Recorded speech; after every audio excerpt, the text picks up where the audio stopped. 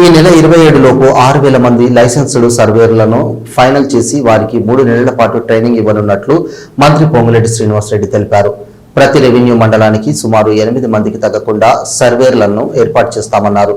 Bhubharati revenue సదస్సులో పాల్గొనడానికి helicopter ద్వారా సిద్దిపేట జిల్లా హుస్నాబాద్కు చేరుకున్న మంత్రి పొంగులేటి శ్రీనివాసరెడ్డికి మంత్రి పొన్నం ప్రభాకర్ కార్యకర్తలు ఘన స్వాగతం పలికారు. ఆగస్టు 15 లోపు వీలైనన్ని జటిలమైన భూ సమస్యలను పరిష్కరించే విధంగా ప్రయత్నిస్తున్నామని ఈ సందర్భంగా మంత్రి పొంగులేటి శ్రీనివాసరెడ్డి తెలిపారు. ఈ నెలాఖరులోపు మొదటి విడతగా 4,50,000 ఇందిరమ్మ ఇళ్లు ఫైనల్ చేస్తామన్నారు. చెంచులకు వారి ఉపతెగలకు సంబంధించి రాష్ట్ర వ్యాప్తంగా ఉన్న 9,872 మందికి ఫుల్ ఫ్లేడ్ లో ఇందిరమ్మ ఇళ్లు ఇవ్వడానికి ముఖ్యమంత్రి నిర్ణయం తీసుకోవడం జరిగిందన్నారు. ఐటీడీఏ పరిధిలోని అన్ని నియోజకవర్గాలకు ప్రతి నియోజకవర్గానికి 3,500తో పాటుగా అదనంగా కూడా ఇందిరమ్మ ఇళ్లు ఇవ్వడం జరుగుతుందన్నారు.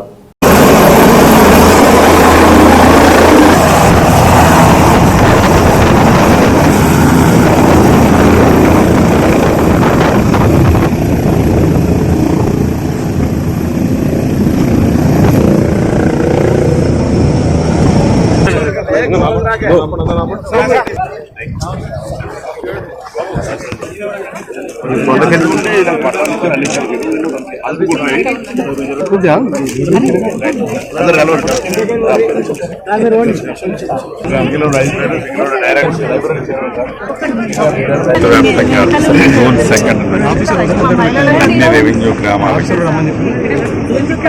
ఎంఆర్ఓ స్థాయి అధికారులు ఈ భూభారతి 2025 చట్టాన్ని ఇంప్లిమెంటేషన్ కోసం గ్రామ స్థాయిలో సమస్యలు ఏవైతే ఉన్నాయో ఈ సమస్యలను పరిష్కరించే దిశగా టేక్అవుట్ చేయడం జరుగుతుంది.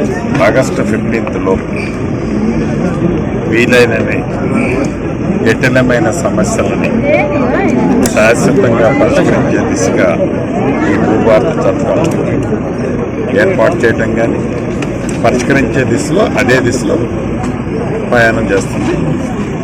సర్వేయర్స్ లైసెన్స్డ్ సర్వేయర్లు 6,000 మంది ఈ నెల 27వ తారీఖు నాడు ఫైనల్ చేస్తాం. 3 నెలలు వాళ్ళకి ట్రైనింగ్ ఇచ్చి ప్రతి రెవెన్యూ